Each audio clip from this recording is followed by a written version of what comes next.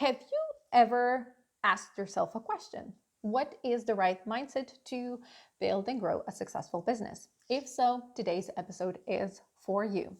My guest, Sean Sheppard, shares his take on the mindset and why mindset is the key to build and grow a successful business.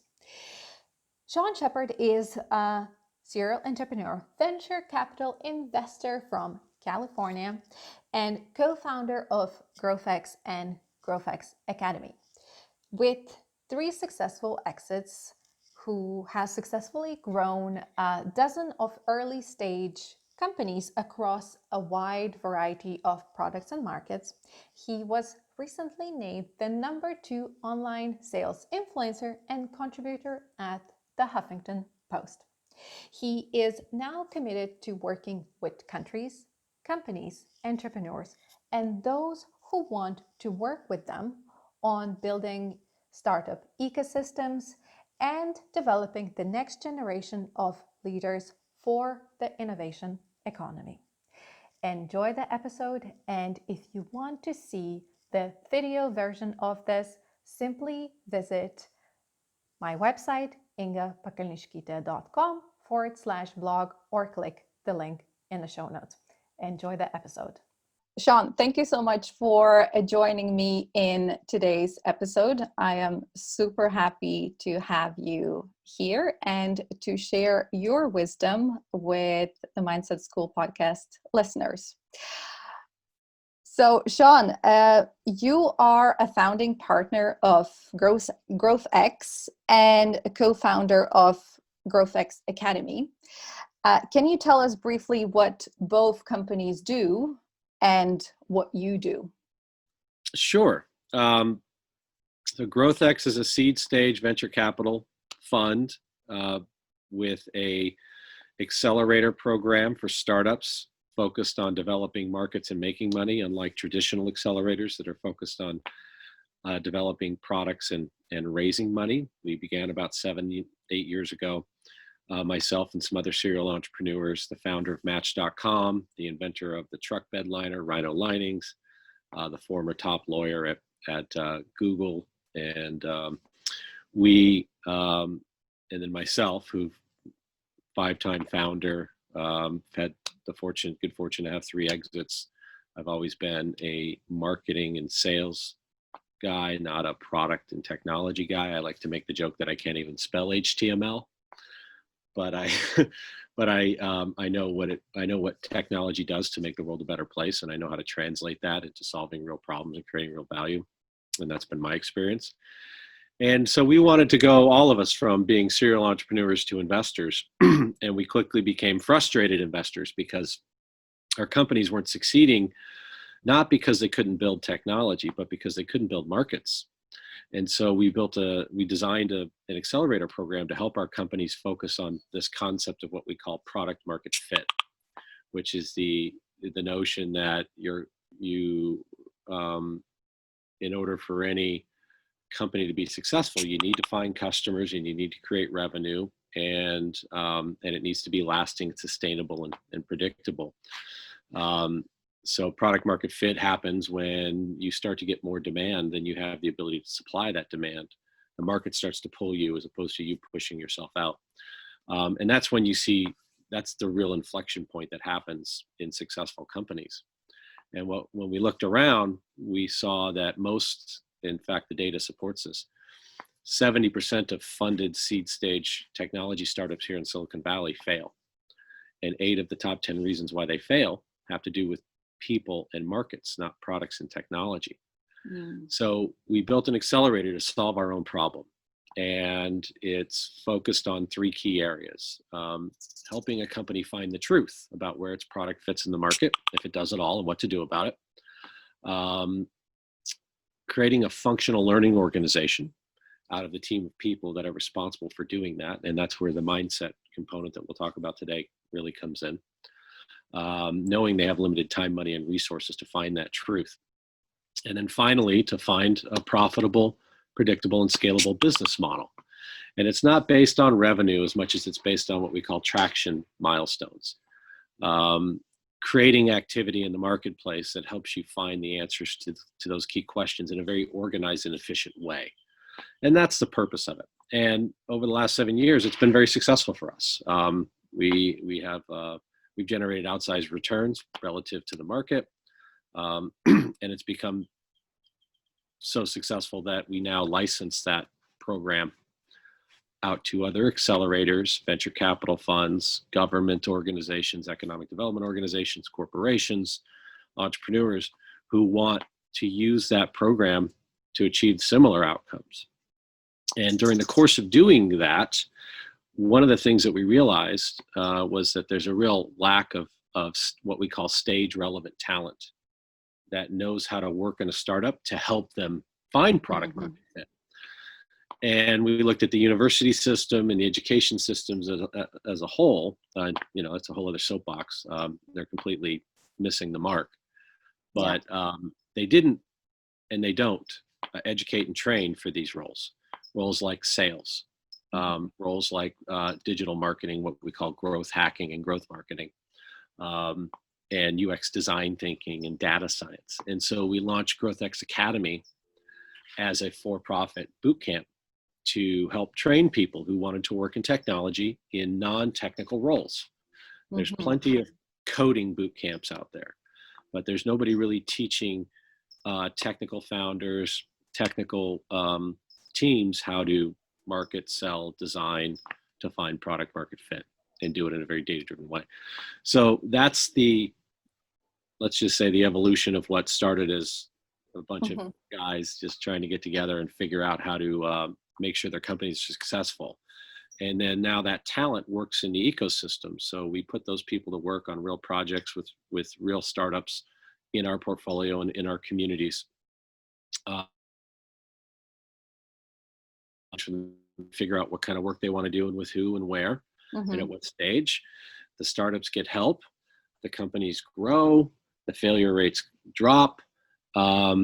We built a global community of mentors that are leading practitioners in the different fields that I laid out: sales, marketing, design, and data science. To hire those folks, to give them internships, to refer other talented people in that aren't getting what they want from traditional education. And it's sort of evolved into an ecosystem that's very helpful and virtuous, and we're really proud of that. Yeah, that sounds so amazing. And when I was doing my research for this podcast interview with you, I have learned about the GrowthX and the GrowthX Academy. And I was thinking, well, this is absolutely amazing, because I know what it's like to work with humans and how we're complicated. And in my other business, we have been really struggling with keeping people and hiring right people. And this is such a huge investment when it comes to your money, energy, and all of that. So what you're doing, what you have figured out there, it's just, I absolutely love it.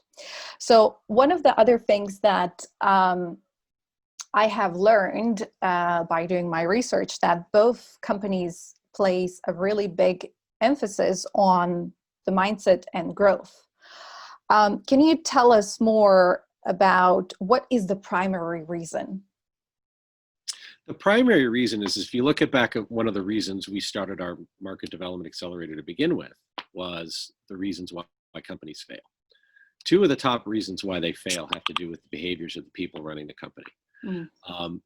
According to the data, I would argue that, the team's behavior is everything. Yes, we invest in software, but it's not the software that wins in the marketplace. It's the hardware. It's the people. Yes, it's the people, yeah. And we found ourselves time and time again spending a lot of our energy and resources towards coaching, finding founders with the right mindset that cared more about our help than our money, that were very much what we call learn-it-alls instead of know-it-alls. Because you'll find in the Valley, you can't walk 10 feet, pre-COVID anyway, without tripping over somebody who knows it all. What we're looking for are learn-it-alls, people who are very coachable, Mm-hmm. They all have the ability, but do they have the willingness and the desire? Do they recognize that what they don't know is more important than what they do know? And so understanding in my 25 plus years as an entrepreneur, that people with the right mindset are the ones that tend to win, and that there's very much a formulaic approach to that. There's no accident that there are successful serial entrepreneurs that just do it over and over and over again and win and win and win. I think it all starts with having that right mindset. I don't think it has to do with IQ. I think it has to do with EQ, emotional quotient, emotional intelligence. And so it's now the core tenet, of what I think are the skills necessary to be successful in this new economy. Yeah, I couldn't agree with you more. And, now in my new business, where I'm helping young entrepreneurs or first-time business owners to not only have their digital business infrastructure set up right, that it would actually suit their business and would give them the benefits that they need, but also working on their mindset. There is, if you don't have the right mindset to support your business, doesn't matter if your business idea is absolutely amazing. If you don't have the right mindset, you're going to fail eventually. So I'm 100% on, agreeing with what you're saying. And what would you say that, you have an experience of being angel investor and mentor, and you're 5 times founder. What are the 3 primary beliefs you see in people that stop them from succeeding in business?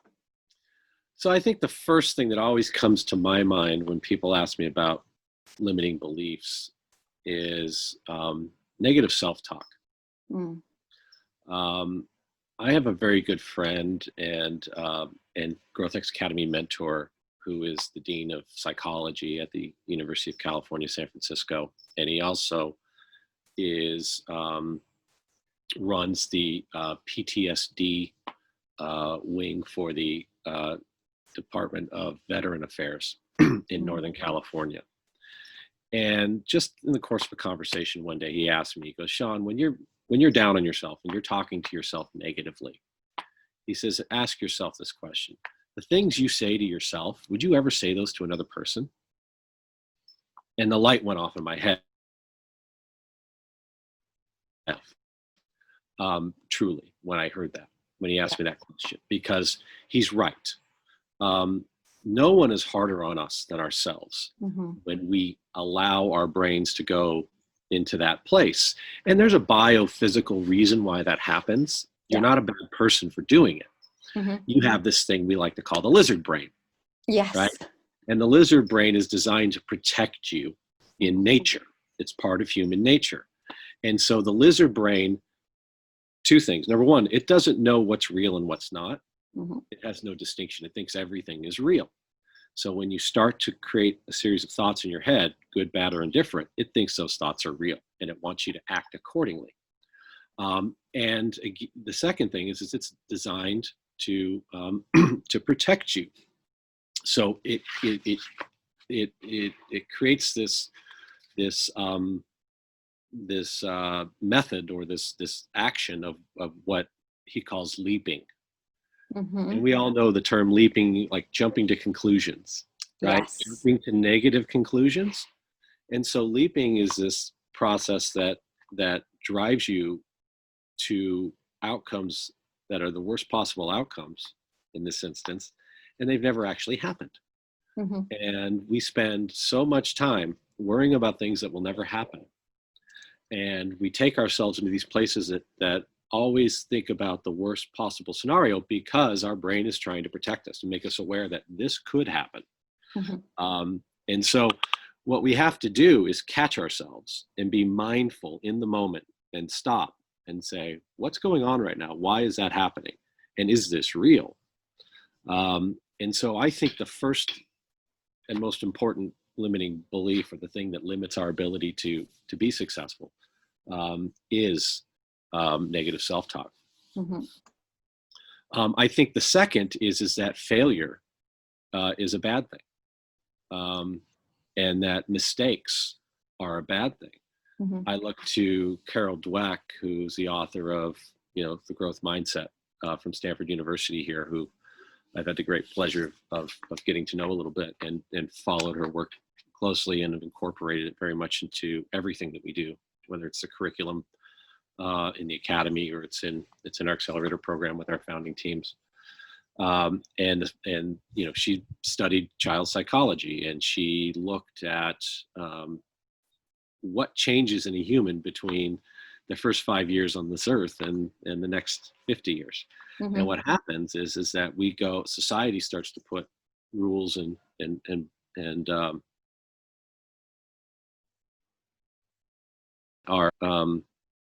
let's just say it encourages us not to make mistakes.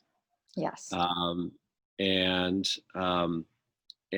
so then we start to build what she calls a fixed mindset. Mm-hmm. That's very much about us trying to navigate the world, avoiding mistakes, mm-hmm. and looking at mistakes as failure, and looking at failure as a negative thing. And whereas what we should be doing is looking at failure as it's only failure if you don't learn. Exactly. And if you're not making mistakes, you're not trying. And so getting back into that childlike mindset, like one of the examples I use is, and I'm trying to remember what the exact data is, but the average child, when they're learning to order like 120 times a day or something, it's some big number, but you don't see them quit. There's no headlines in the newspaper saying, toddler says, screw it, I'm done. I'm going to crawl the rest of my life. Right? Exactly. That's such a good example. I love that. It's really, but 100% of humans who have the ability, physical ability and acumen to be able to stand up on 2 feet and use them, do it. Yeah. So that shows me and tells me that we have the capacity to have a growth mindset and not be afraid to make mistakes, not be afraid to fall down, and try and get back up. But somewhere along the line, society puts us in a place. There's another statistic that says by the time someone's 18 years old, they hear no, 50 times more than they hear yes. Yeah. Or whatever that number is. But there's, go look it up. It's out there. We hear no a lot more than we hear yes. We hear can't a lot more than we hear can. And mm-hmm. when I was raising my kids, I said, can't is not a word in your vocabulary. Get rid of it. Rejection is also not a word. Get rid of it. Do not take on the personal identity of somebody saying no and assume that that's your fault. It has nothing to do with you.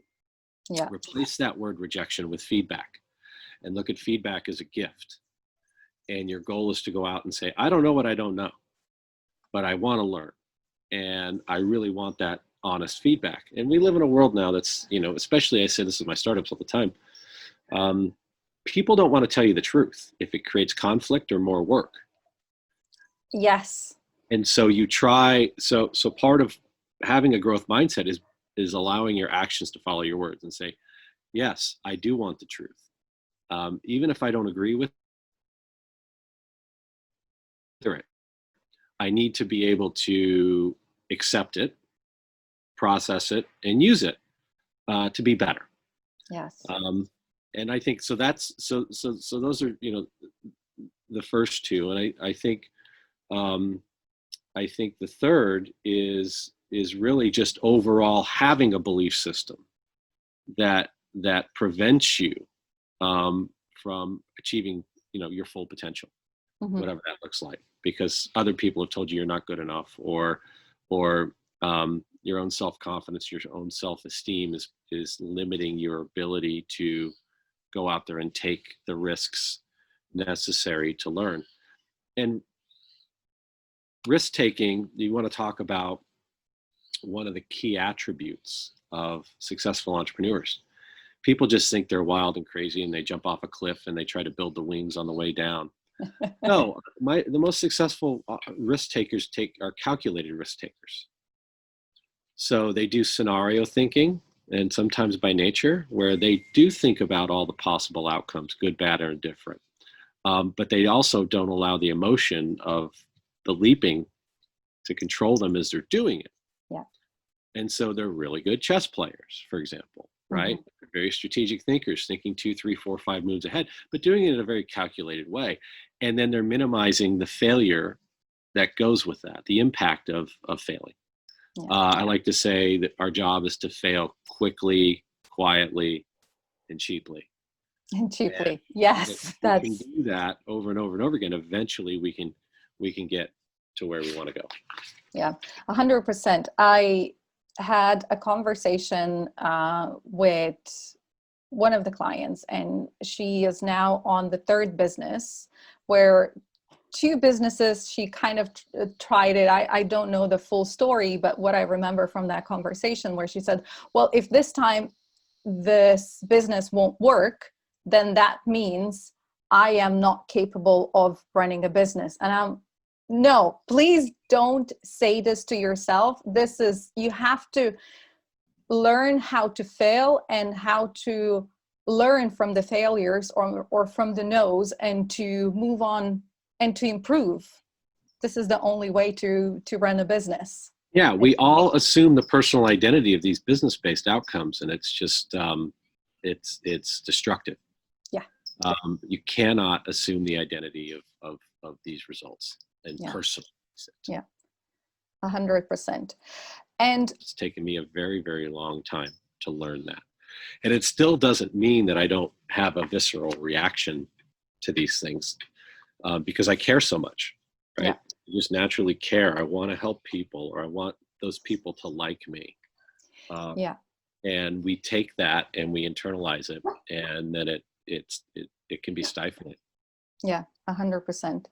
And so what mindset one has to adopt to become successful in business? So we kind of talked about what they don't have to have in their mindset. So what would you say would be the right mindset?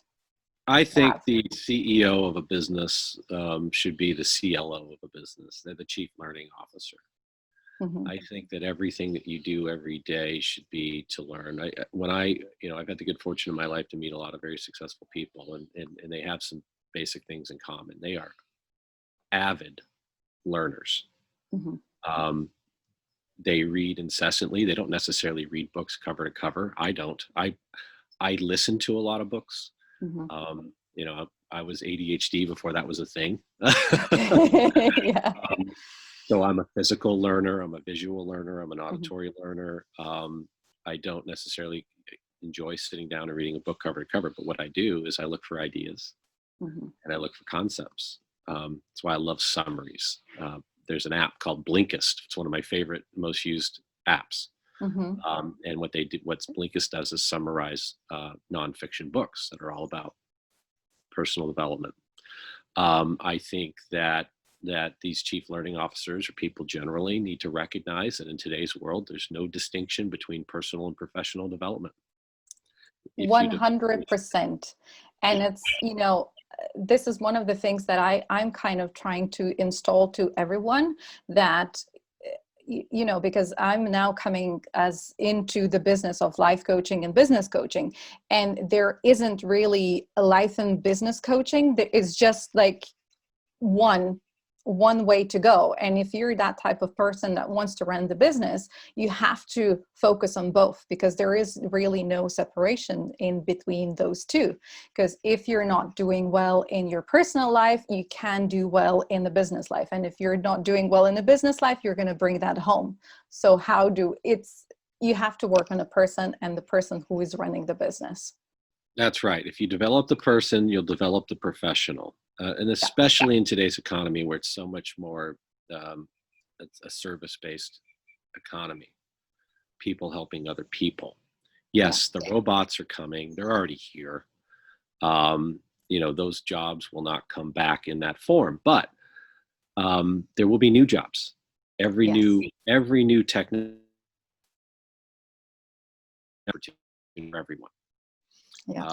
And so you have to be very flexible in your mindset. You have to have a high emotional intelligence. You have to recognize the impact that your actions and words have on other people in the moment, and be highly aware of that. Yeah. I see it all the time. I have a very good childhood friend who's a very senior executive in one of the, I'm not going to name the name of the Hmm. company, but it's one of the 5 largest companies in the world, a Silicon Valley based tech company. And he was struggling with trying to get a promotion um, because he wasn't wholly aware of the impact his words had on his employees. Mm. He's Gen Z like me, or Gen Z, as you would say over there in the UK. Um, and most of his employees are millennial generation, and they react and respond very differently to, let's say, direct feedback. And being Yes. kind when I say that, Yes. especially in public. Hmm. One of my rules is I praise in public and admonish in private. Hmm. He doesn't see the difference. He Okay. admonishes in public very often, typically would praise in private because he felt uncomfortable providing Mm. praise. And a lot of that goes back to how he was raised. Yeah, without a father in his house, who and had a very strange relationship with him, whose mother was um, a drug addict. And Hmm. he's an incredible man, and he's done incredible things with his life. But there were a lot of reasons why he interacted with his people the way that he did. And within months, he was able to transform himself. And he just last week got that promotion and called me and was so excited.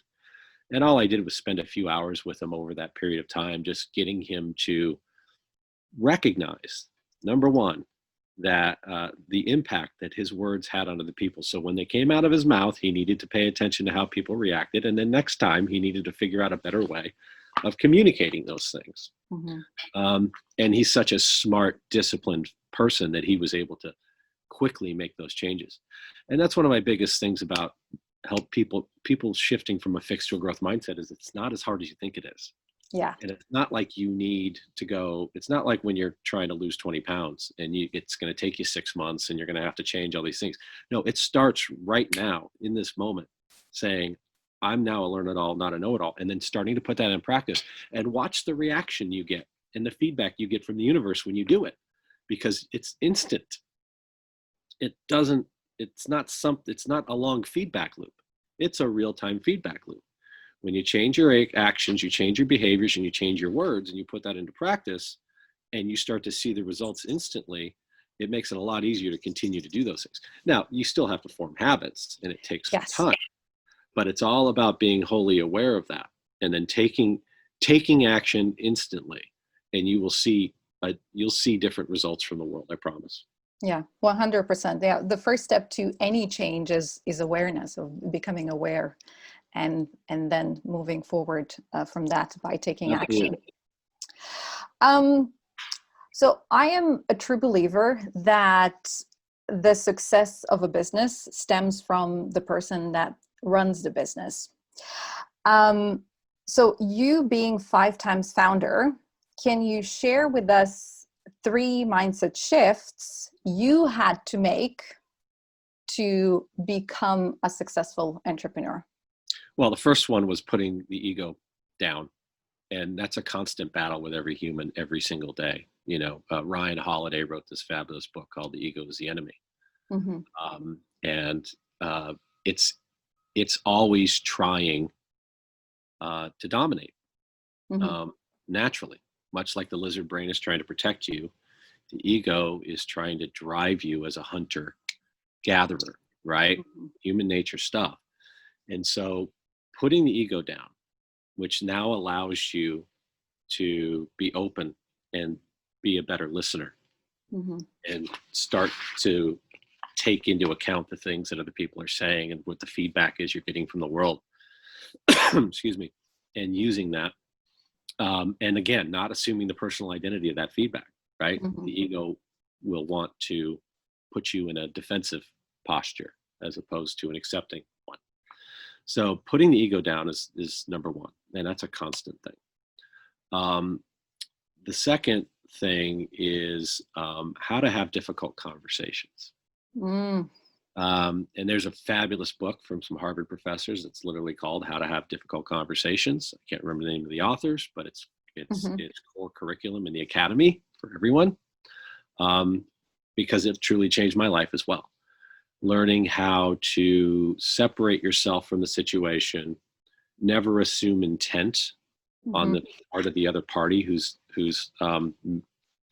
assume that it's unintentional harm that they've placed on you in some way or shape or form, Mm-hmm. and how to use the third party approach as the outside observer mediating two different people um, to have that conversation and begin it with, I think you should be aware that what your actions or words had this kind of impact on me and made me feel this way, as opposed to you tried to do this to me, Yeah. right? So difficult conversations, putting the ego down, um, are the the two biggest things that have helped me Mm-hmm. um, improve as a manager leader. I think the third one is understanding the concept of leverage, Mm-hmm. and not trying to do everything yourself. Okay. Tell And us, we live in tell us this, more. well, near Naval Ravikant, the founder of AngelList, the largest syndicated angel investment network on the planet, who I count as a somewhat of a mentor and I hope a dear friend, Mm-hmm. and by the way, he's got an incredible podcast of his own and tweet storms on Twitter at Naval and AVAL about these concepts. But he says we live in the age of infinite leverage, right? And infinite leverage means that to create true wealth for yourself, there's only really about three ways you can do that through leverage. One is the leverage of other people.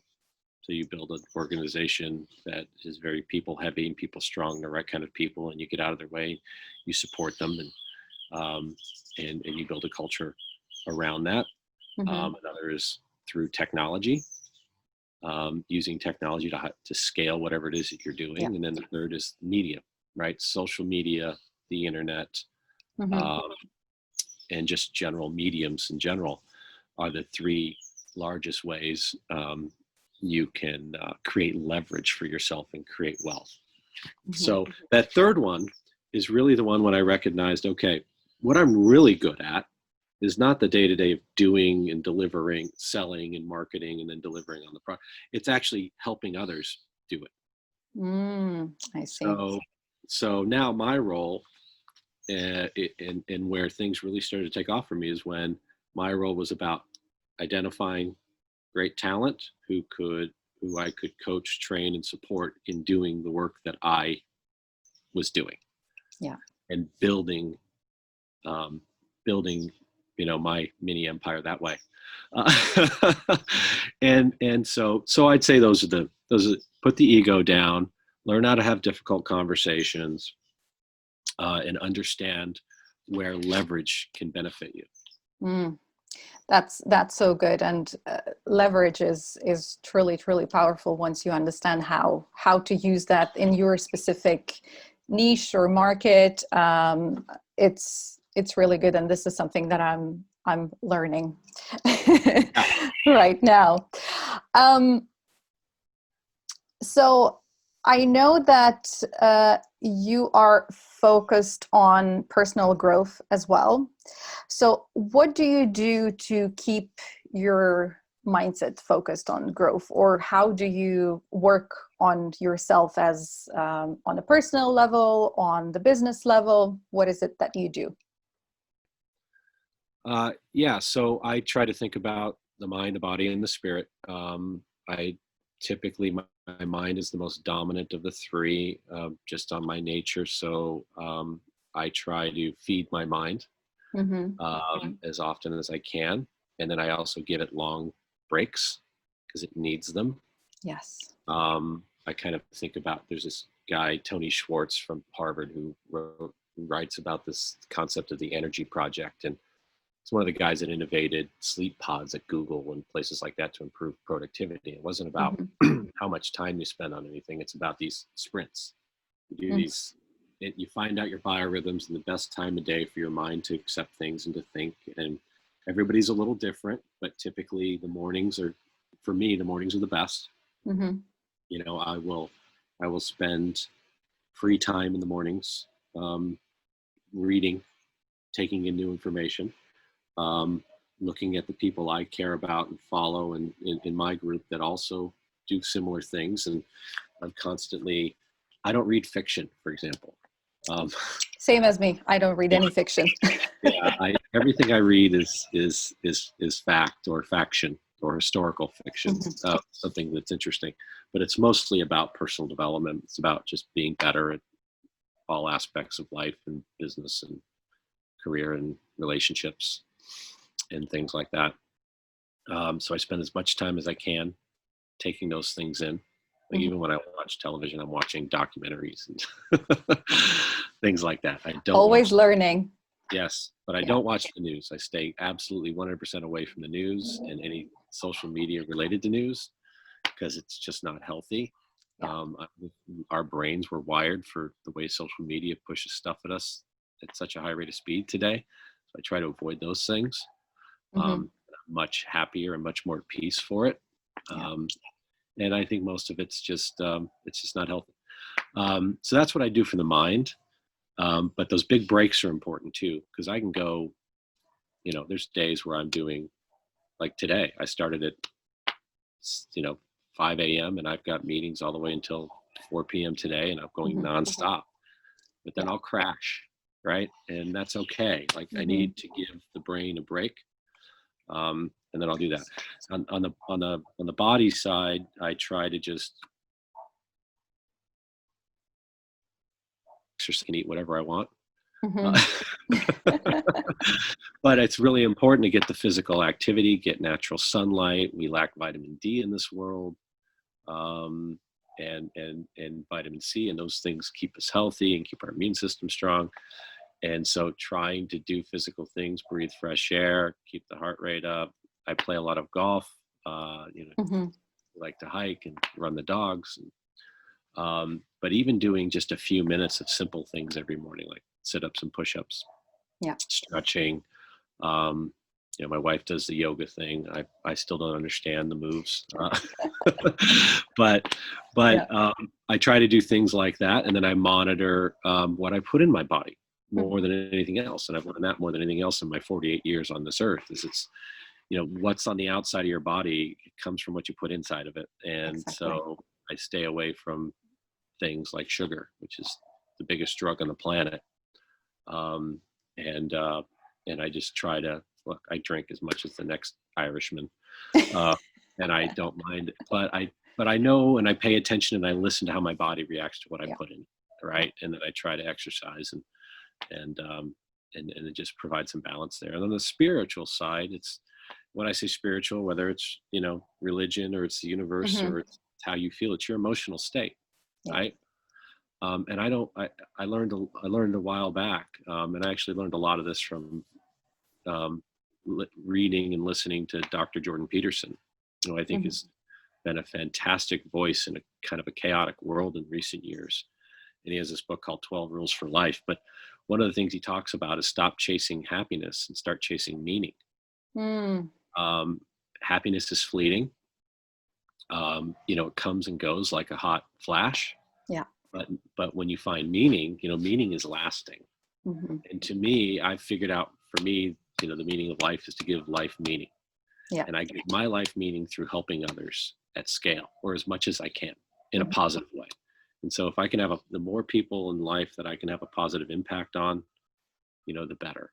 I think it was David Brooks who wrote a book or an article about don't live for your resume, but live for your eulogy. And I try to keep that in mind as I go through. I lost my father last year, sadly, suddenly to an undiagnosed cancer almost overnight, and at a very young, spry age of 67 years old, with the rest of his life in front of him to spend with his grandkids, and that's gone now. But he told me before he was dying, he said, "Look, I had a good run, and my life was measured by the positive impact I had on others, and I feel good about it. And I want to be able to say something similar when it's my turn." Wow. Coming for all of us. My birthday was yesterday, and my son gave me a birthday card that said, "Congratulations, you're one day closer to death." That's a great sense of humor. It's good. It's black dark humor, but it's good. Well, I don't think it's that dark. You know, I keep citing all these authors and people I've learned from. Yeah. Robert Greene, who's the author, his most recent book is The Laws of Human Nature. And he wrote the 48 Laws of Power. He wrote The Art of Seduction. He wrote the book Mastery. Um, one of his main mentors is Ryan Holiday, who I mentioned earlier, wrote Ego is the Enemy and Stillness is the Key and The Obstacles Away.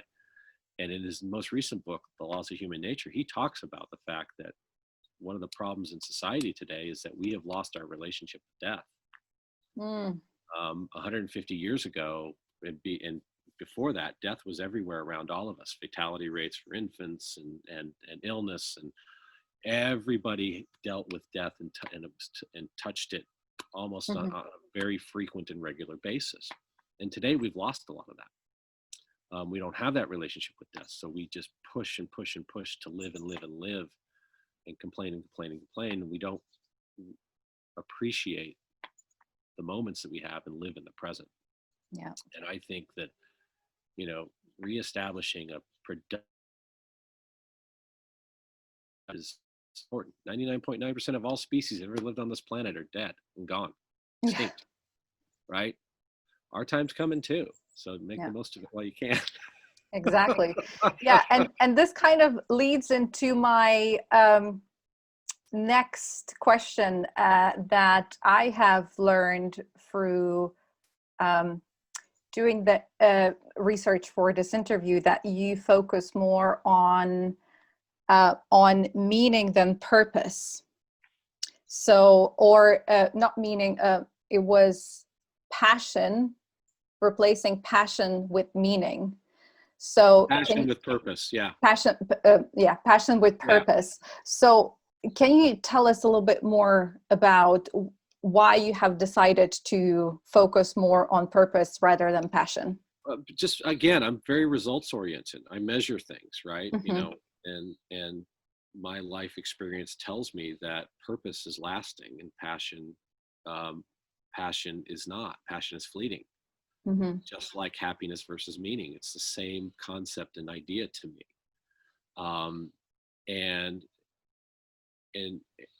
that's number one. So I think there's a sustainability associated with purpose and meaning that isn't with passion and happiness. Number two is when shit gets hard, passion and happiness go away in a heartbeat. Purpose and meaning carry you forward.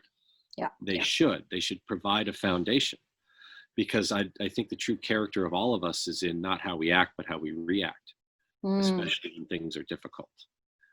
That's why values are so important when it comes to relationships in business and in life, is that if you don't have a shared value system with the people that you're most closely working with or living with or loving with, is when things get hard, everything breaks down.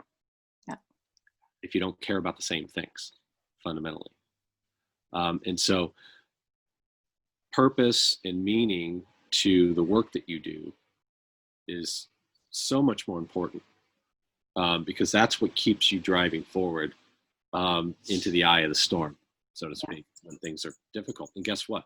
They're always going to be difficult. Shit's hard. Being an entrepreneur is like just chewing on broken glass. It's a French word for crazy person. You have to feed off of that. And so when things are difficult, you've got to have something to remind you always. You know, I have a whiteboard with just that, my missions and purpose and meaning on it. And I just constantly remind myself of those things. My wife is vital in reminding me constantly when I get down, or I go into negative self-talk, or I stop working on the mind or the body or the spirit, or, you know, or I don't get the outcomes I want, or I start to assume the identity of a negative experience, of those meanings and of that purpose. And because it's just a constant battle. It doesn't end if you're trying to grow. Growing is hard. Growing hurts. You know, when you're young, you get physical growing pains, scars, and stretch marks for a period of time, and eventually they go away, and you get the pain from that. But if you're not feeling it, it's not, there's no change there. Mm-hmm. And it's a biophysical reality called homeostasis that keeps us in a place where our body goes, my favorite place to be is right where I am right now, if it's comfortable. Yeah. And it's actually one of the things that I have learned over the weekend. As I'm always doing research about neuroscience. I'm really interested in how the brain works and how that is connected with the personal growth and how we behave and all of those things. And actually, the neuroscientist was talking about the homeostasis, and where he's saying, well, everybody is trying to come back to it.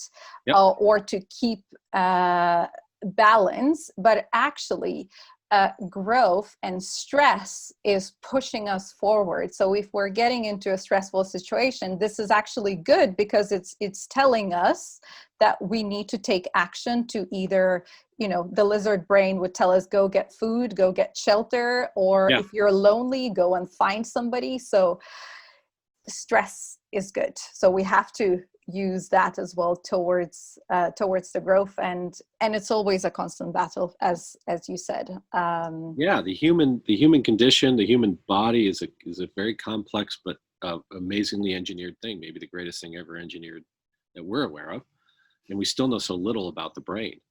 So but that's your body and that's your mind telling you things, and you have to learn how to stop and listen to it, and take it at face value. My dad used to say, trust your gut.